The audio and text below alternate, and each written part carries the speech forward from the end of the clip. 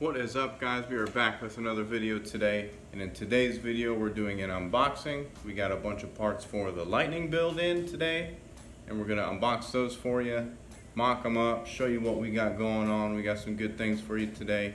You might learn something, who knows. But first, before we get to that, I'm gonna ask those of you who haven't already, make sure you click subscribe and support the channel, please. And hit the bell so you don't miss any of our new videos. Stay up to date with all the latest and greatest on our builds.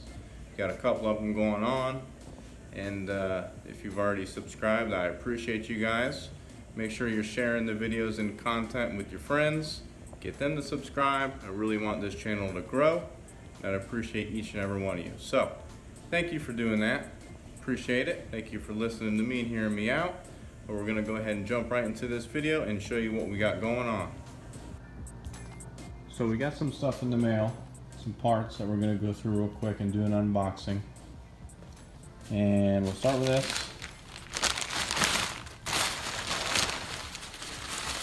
This is our mid-plate spacer. Basically, what this does, it'll sit there on the mid plate and lift the intercooler that sits on top of that off of the floor of the turkey pan, allowing more air to flow through the intercooler. It's supposed to cool down the IATs quite a bit, more airflow. I think they say it's 5 to 10 horsepower. So, I mean, every little bit helps. And since it's already apart, why not throw it in the mix? I'm not sure I would go taking anything apart to go put that on. I think if your truck's already together, I don't think it's worth it to take it all apart just to put the plate on. But since it's already apart, may as well. Every little bit helps. And it's not hurting us putting it on there. So that leads us to our next thing we got. And that is ARP studs, bolts, and washers for the mid plate. Since the mid plate adds that extra thickness, I didn't want to use the stock bolts and have not enough thread engagement, so I went ahead and got all new ARP studs, nuts, and washers for that.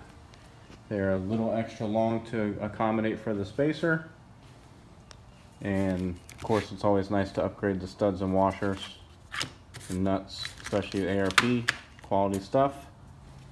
So that'll go with the mid plate. Let's see what else we got. We got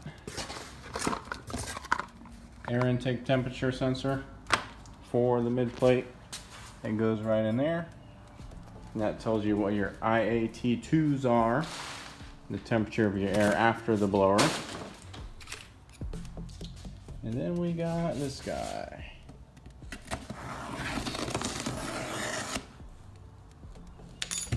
I'm gonna open this while holding the phone.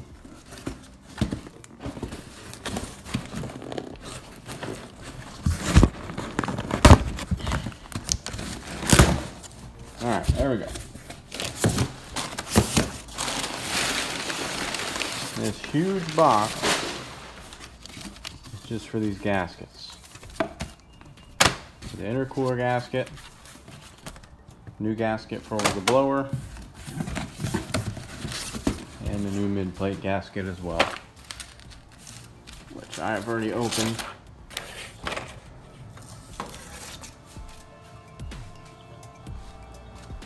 Got the new gasket for there.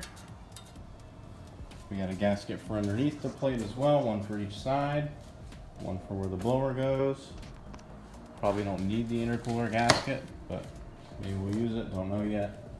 That's pretty much it for our unboxing.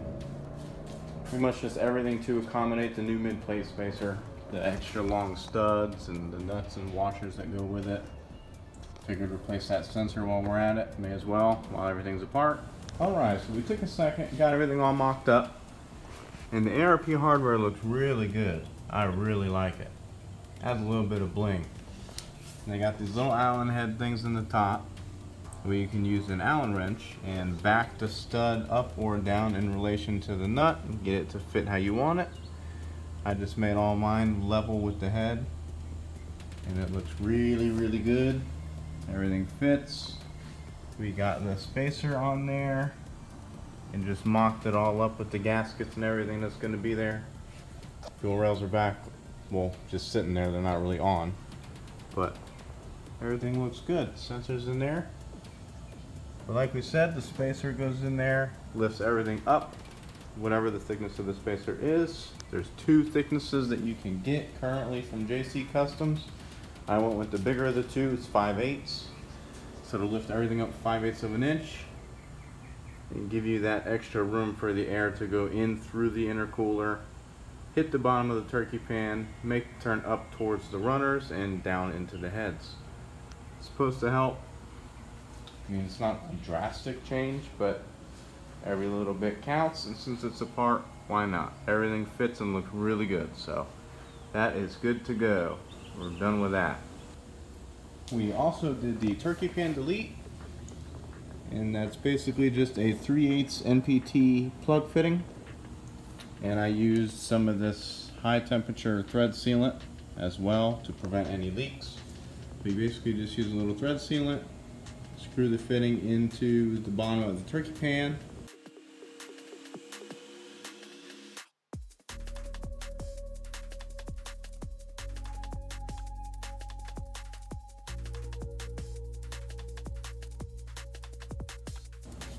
And what that does is, where that fitting is, used to be a elbow that connects to this guy here. PCV hose comes up and tees into the rest of the PCV system, and that tees into this upper plenum. Now the two biggest reasons you want to delete that turkey pan is because A, those elbows are notorious for causing vacuum leaks, and over time I guess the plastic gets brittle and will eventually cause a vacuum leak, and it is a pain in the ass to get to that elbow with everything still in the truck. It's really hard to do and it's really annoying, so it's just nice to be able to eliminate that issue altogether by deleting that elbow and plugging the pan. Plus, under boost, or I guess under any situation, it can actually pressurize the PCV system, forcing more oil through your intake, through the intercooler, and getting it in places you don't want to get it. So it's just good to delete it altogether. Cap off that T where it tees in, and then run a catch can, and that should eliminate 99% of the oil that gets into your system. So that's what we're going to do.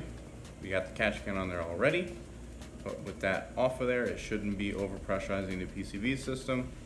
A lot of people also run the Cobra PCV valve, and I guess there are better upgraded valves that fit right into our trucks, so we're going to do that too and try to get as much oil out of there as possible. I don't want to have to pull the blower too often to clean oil, so it'd be nice to eliminate the oil intake problem. So that's all done. It's good to have that knocked out, and that's also going to be it for today's video. So if you liked it, make sure you hit that thumbs up, leave a comment down below, good or bad. If you got some constructive criticism, things you don't like that we do, let us know. We're all here to grow together, and I'm here to give you content that y'all enjoy. So let me know how you like the videos, what you like, what you don't like, all the above. And if you haven't already, make sure you click subscribe and ring that bell so you don't miss any of our videos and what we got going on. Stay up to date, and we'll see you next time.